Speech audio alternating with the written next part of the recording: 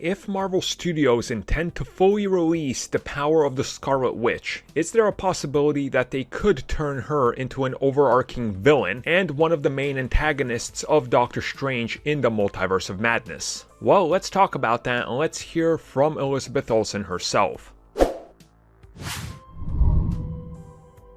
Look, when you decide to take time and space, bend it to your own will, and even get rid of majority of the mutants on the planet, yeah, you're probably considered somewhat of a villain. I mean, there are Omega-level mutants, but their power pales in comparison to that moment from the comics. So, yeah, the Scarlet Witch is pretty damn powerful, and we definitely see elements of that in the MCU, specifically in the form of WandaVision going further into what this character is capable of. Now, when it comes to Wanda and coming into her own, from the moment we saw her in Age of Ultron the first time to when we see her at the end of the film, we see that anger is a major driving focus of her becoming more powerful and using her power to literally rip the heart out of Ultron. Well, mechanical heart, but you get what I'm saying. Recently, she was in an interview with IGN talking about the upcoming first season and going straight into Doctor Strange in the Multiverse of Madness, where she is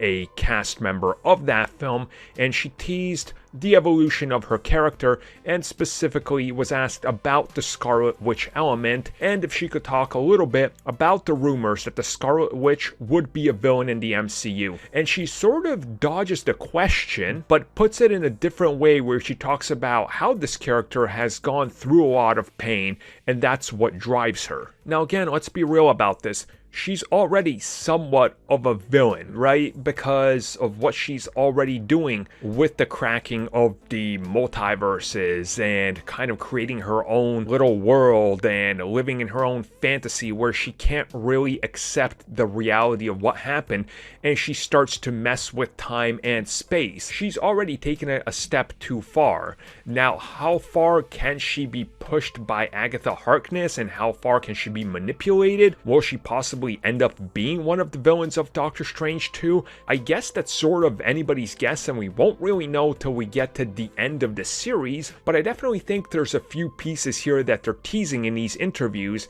and talking about it because that is something that I think they will have to explore at some point. You can't just tap into all this unlimited power almost and then go, well, okay, yeah, it is what it is, it's all good. And Feige did say she's going to end up being one of the most powerful characters in the entire MCU by the time we see her at the end of Doctor Strange in the Multiverse of Madness. I think that's sort of a hint towards, yeah, she's going to be super powerful. Whatever's happening, she's at the center of it, but they won't confirm whether she's a villain or not. They keep tiptoeing around it. I think maybe we could see her as sort of a character that's stuck somewhere in the middle, almost like a vigilante type, if you will, which I think would be a good way to take it without tipping the scale too far into making her a villain where she does something that's almost irredeemable. Like, you don't want her in the Kylo Ren Darth Vader territory. That's not good. You can't come back from that, really.